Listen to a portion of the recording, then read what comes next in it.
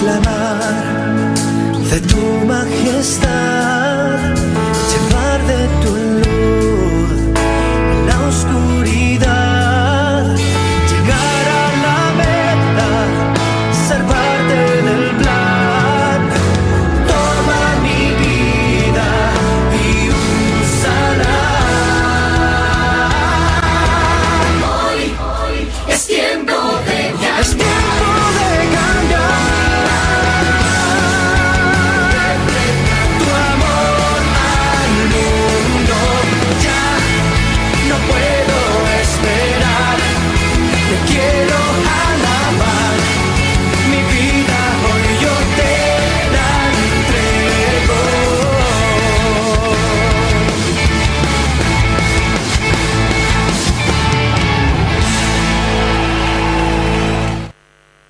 Muy bienvenidos a este nuevo programa de Enlace con el Señor. Saben que la iglesia ha sido objeto de persecución durante muchísimos años. Unos colegas en Indonesia, de la edad mía, tanto el pastor como su esposa, van a cumplir 10 y 5 años de cárcel, simplemente por predicar el Evangelio. Parece increíble que en esta era moderna haya tan poca tolerancia a lo que es la palabra de Dios. Quisiera hablar hoy con ustedes de la oración. La oración. Encontramos muchísimas veces en la Biblia oraciones, y si vamos a los Salmos hay muchísima oración. De alabanza, de gratitud, de plegaria, de angustia. Este pobre clamó y le oyó Jehová y lo libró, y todas esas cosas, ¿no? Pero estoy pensando en el libro de los Hechos, donde la iglesia naciente, primero 120 hermanos orando durante 10 días, orando y orando, esperando en el Señor. Luego fueron llenos del Espíritu Santo y tuvieron ese poder para salir y cumplir esa misión que Jesús les había dejado. Primero en Jerusalén, después en Samaria, en toda Judea, Samaria y hasta el fin del mundo. En 35 años llegaron desde Jerusalén hasta Roma. Llenando con el Evangelio. Impresionante, pensando que 12 hombres llenos de miedos que abandonaron a su Señor en la hora de su muerte, pudieron realmente convencidos y hasta dando su vida más adelante por el Evangelio que ellos predicaban, llenar el Imperio Romano en tan solo 35 años. Entonces, en capítulo 4 tenemos una persecución hecha por los mismos judíos. Los que habían matado a Jesús estaban molestos porque Pedro y Juan estaban predicando, y entonces no podían refutar lo que ellos decían. Tenían la evidencia delante de ellos y tampoco se convencían, sino que amenazaron. Y cuando, después de una noche en la cárcel, Pedro y Juan salen, ¿dónde van? Van a donde está reunida la iglesia y oran. Y toda la iglesia orando allí. ¿Y qué es lo que pedían? Porque eso también es importante, ¿no? Tantas veces pedimos cosas tan egoístas. Ellos pedían, fíjense, que el Señor les diera confianza y coraje al predicar el Evangelio. No pidieron al Señor que les quitara la persecución. Algo que estoy seguro que en nuestras congregaciones estaríamos haciendo. Ay, Señor, por favor, que sea buena la gente hacia nosotros. No, ellos decían, no, vamos a seguir adelante, vamos a llevar tu palabra, pero denos coraje. Las persecuciones, las dificultades, no importa, vamos adelante, tenemos la verdad. con la verdad vamos a cualquier lado. Entonces, me gustaría ver con ustedes un videíto del poder de la oración, de la iglesia que se reúne. Y acá en este tiempo de pandemia, donde muchos hermanos miran sus reuniones por Zoom, les pido que no se acostumbren para siempre del Zoom. Hay maneras presenciales con todos los cuidados y protocolos. Cumpliendo eso, podamos estar cerca en pequeños grupos y estar reuniéndonos. No dejen de reunirse presencialmente cuando hay oportunidad de hacerlo. Y para orar, no dejen de orar juntos por su iglesia, por sus hermanos, por la predicación del Evangelio.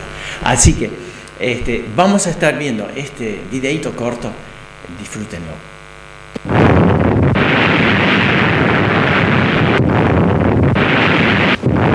Imaginemos 23.000 bombas atómicas explotando al mismo tiempo. Esa es la fuerza equivalente a lo que sucedió el 26 de diciembre del 2004. ¿Ha existido algo tan poderoso en la historia moderna? Créase o no, sí. Se llama oración. ¿Cuánto poder tiene la oración? Porque el poder de la oración no viene de los que oran, sino del Dios a quien oramos.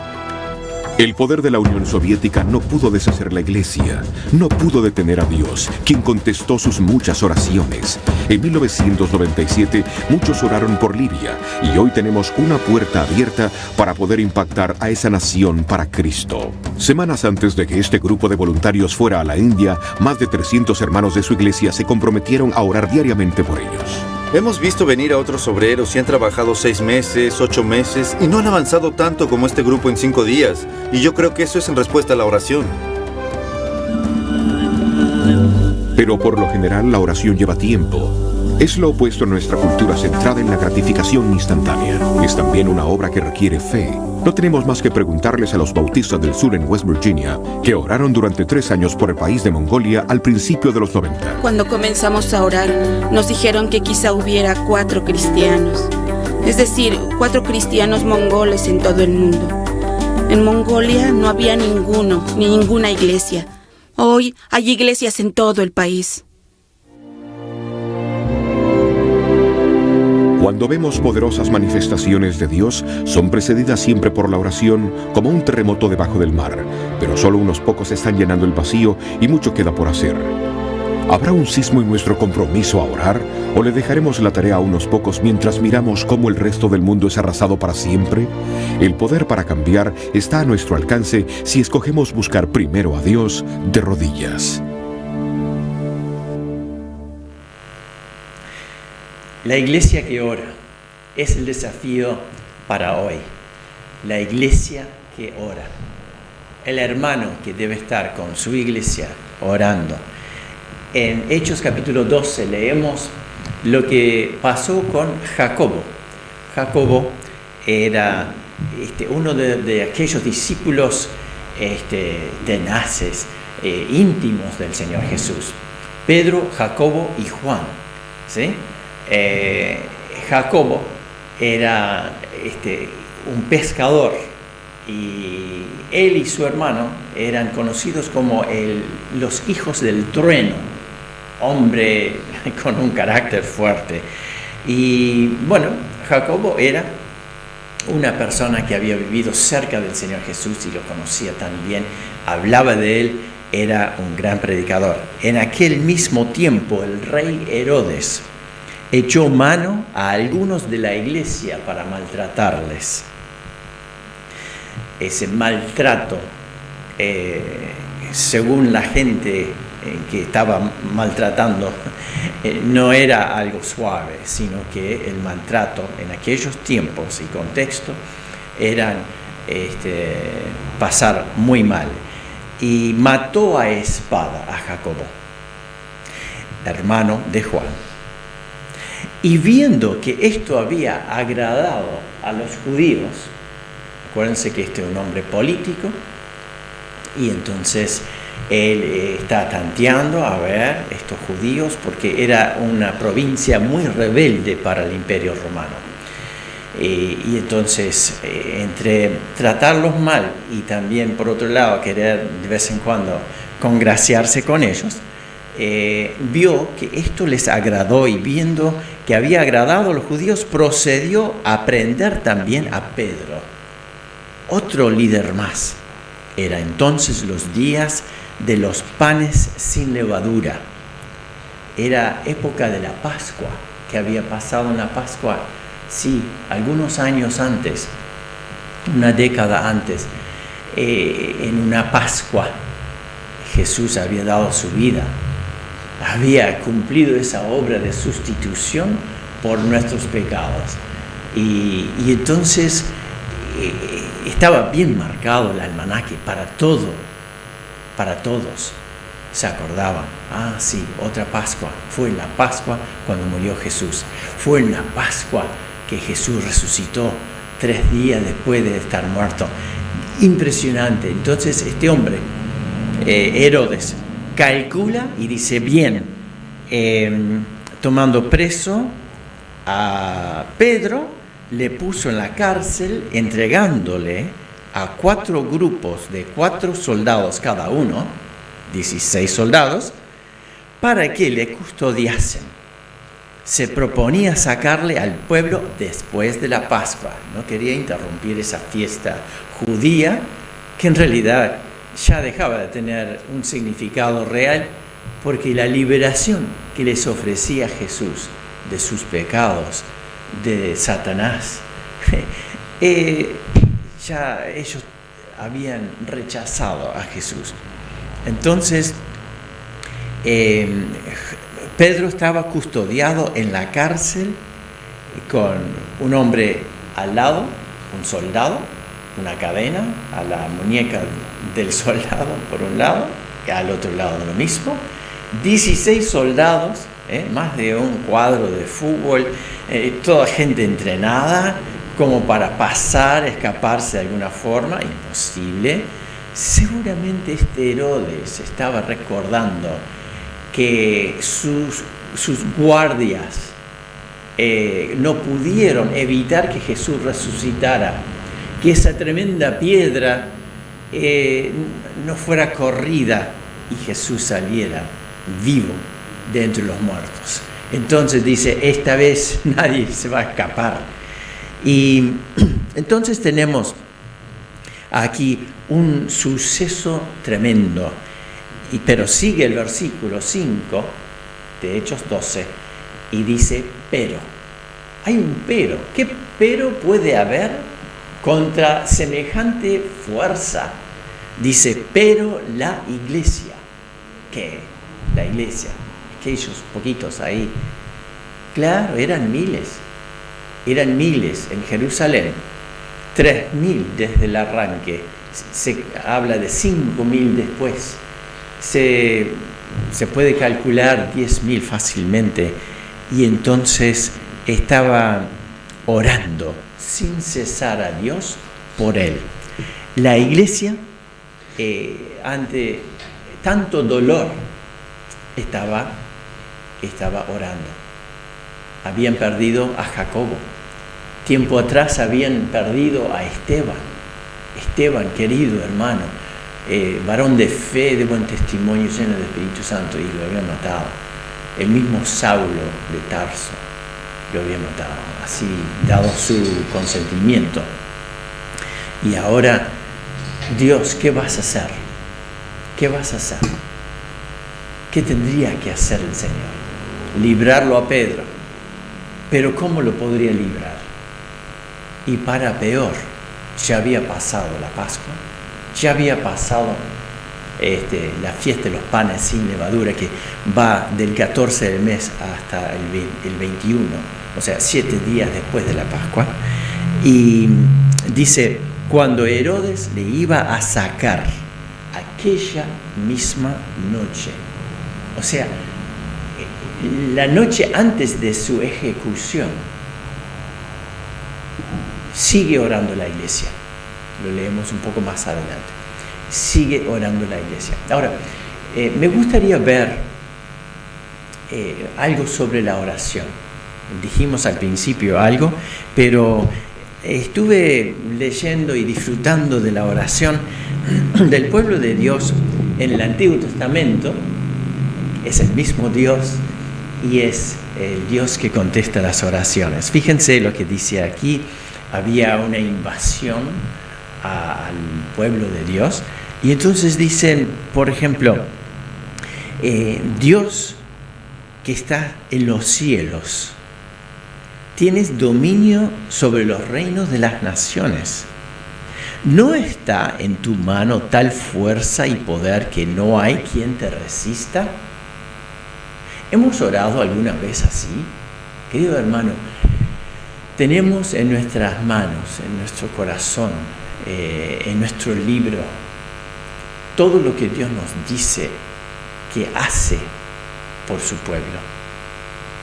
Hay momentos cuando alguien es entregado a la muerte. Hay otro momento cuando Dios muestra a través de maravillas el hecho de que está en su mano tal fuerza y poder que no hay quien lo resista.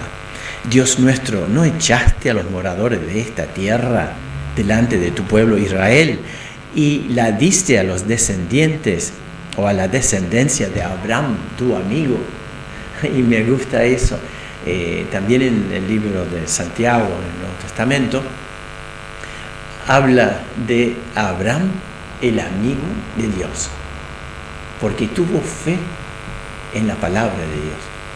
Ante cosas imposibles, tenía fe, se hizo amigo de Dios. Ellos, entonces, te han edificado en este lugar un santuario a tu nombre, ¿no?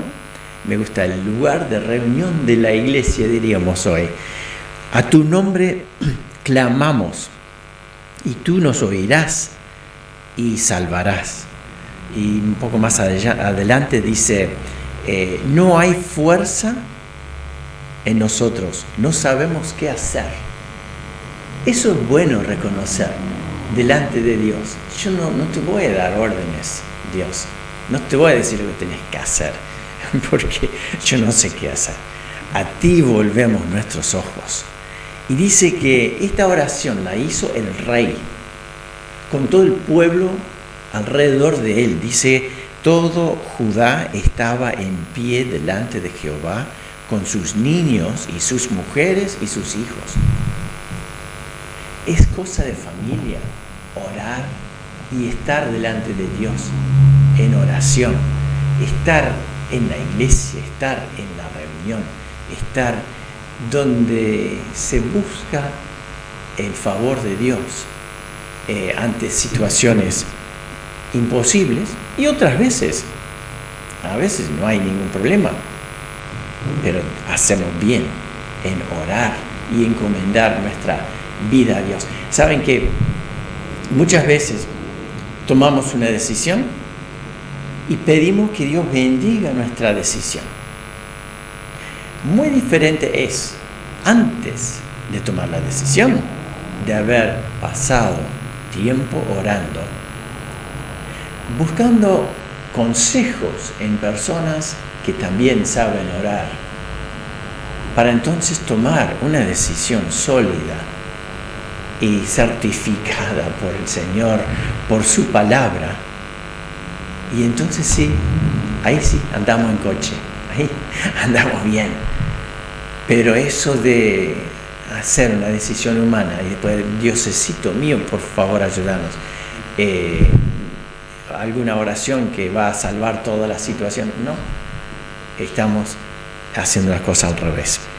Entonces, todo el mundo estaba de pie delante de Dios, niños, mujeres, hijos, todos los hombres, y entonces vino el Espíritu de Jehová en medio de la reunión. Yo no quisiera haber perdido esa reunión para nada, ¿no? A veces hay hermanos que porque hace frío o alguna cosa, no sé, tienen la excusa perfecta para no estar. Pero gracias a Dios toda la gente estaba allí ese día y Dios está allí presente. Y entonces dice, no temáis, no temen, no se achiquen ante esta multitud tan grande, porque no es vuestra la guerra, sino de Dios, ¿no? Entonces hay montones de cosas en la vida que pueden representarse como una dificultad digna de nuestra oración, que llama a la iglesia a orar. Y a veces una enfermedad, a veces es alguien que ha dejado al Señor y nos duele, la iglesia ora por esa persona. Los líderes, tenemos motivo de orar por nuestros líderes, los que estamos al frente. Satanás es astuto y necesitamos la cobertura de oración del pueblo de Dios. Entonces, terminando con esta oración, dice, no habrá que peleéis vosotros en este caso, paraos, párense, deténganse, estad quietos y ved la salvación de Jehová con vosotros. Ved la salvación. No temáis ni desmayéis, salid mañana contra ellos porque Jehová estará con vosotros. Y entonces Josafat, este rey, 2 Crónicas 20, se inclinó rostro a tierra. Y todo Judá, toda esa gente que estaba de pie, también se postraron delante de Jehová, adoraron y alabaron. Es interesante, ante la promesa de Dios, ya hubo regocijo y agradecimiento. Todo estaba igual, en realidad, pero conocieron el dictamen de Dios. Dios les había dicho, quédense quietos, ¿no? Hay versículos en el Nuevo Testamento que hablan de preocuparnos y cambiar la preocupación en oración y agradecimiento. Y la paz de Dios, que sobrepasa todo entendimiento, guardará vuestros corazones y vuestros pensamientos en Cristo Jesús. Pero volviendo, antes de que se nos vaya el tiempo, a Hechos capítulo 12, tenemos Pedro en la cárcel, ya 2 discípulos muertos por ejecución. Herodes, habían 3 Herodes. Herodes el Grande, que mató a todos los niños en el tiempo de Jesús. Dice un comentarista que se decía, es mejor ser el puerco de Herodes el Grande que ser su hijo. Ese mismo Herodes mató a su hijo. Ese hijo, antes de que lo matara su padre, es el Herodes tetrarca, Antipas, el que mató a Juan el Bautista, lo decapitó. Luego tenemos otro Herodes, que es el Herodes de hoy, Agripa.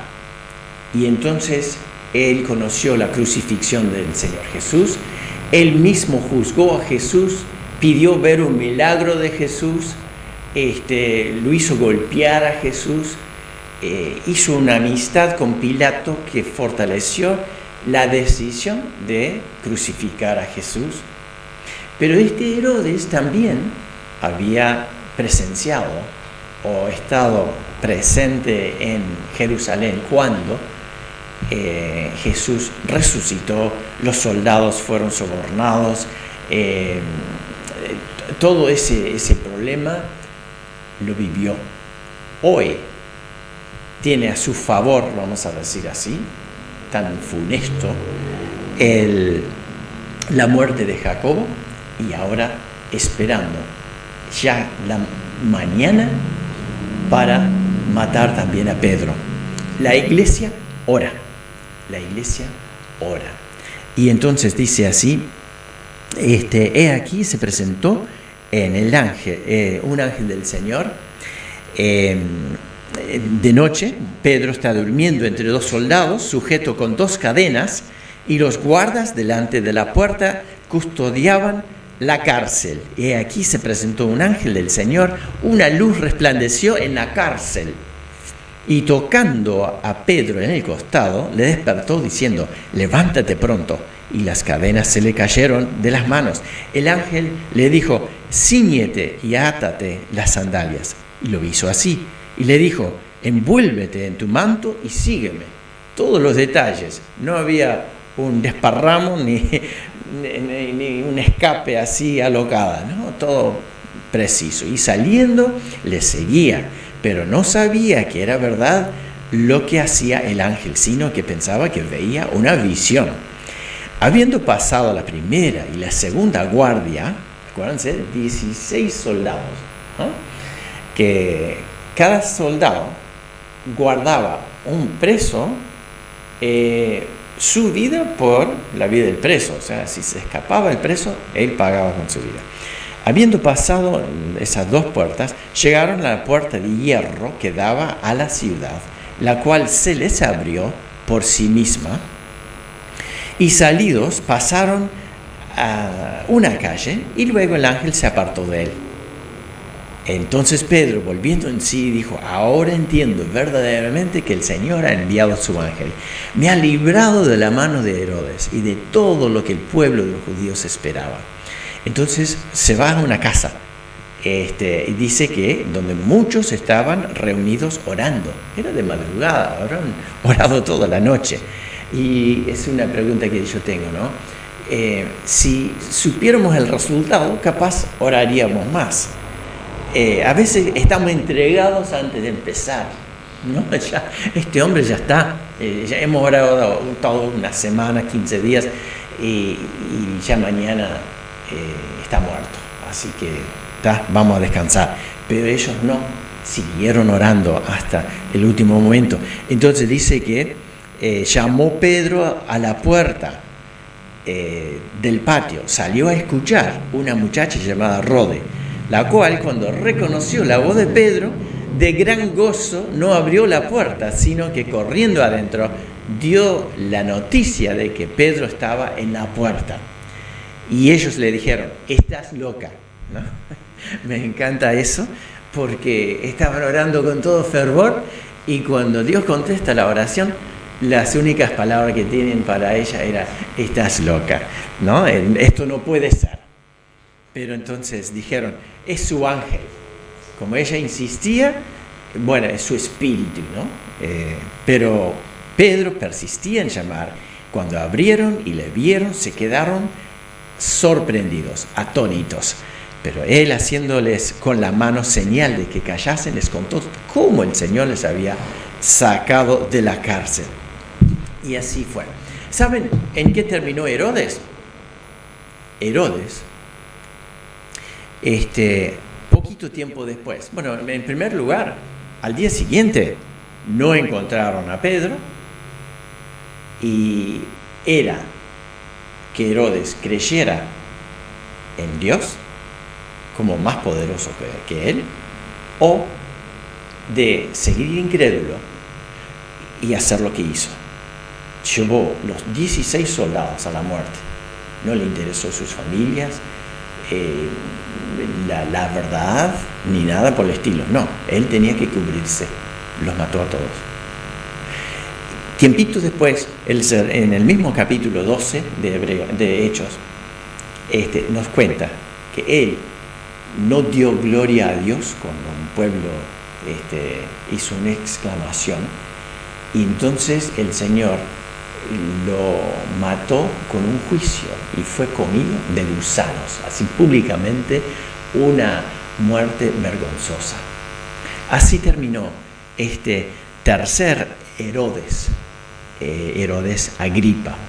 Así que oremos, y quiero compartir con ustedes una canción sobre la oración. Dios está aquí,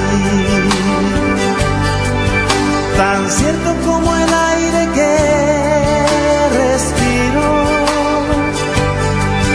tan cierto como la mañana se levanta el sol, tan cierto porque yo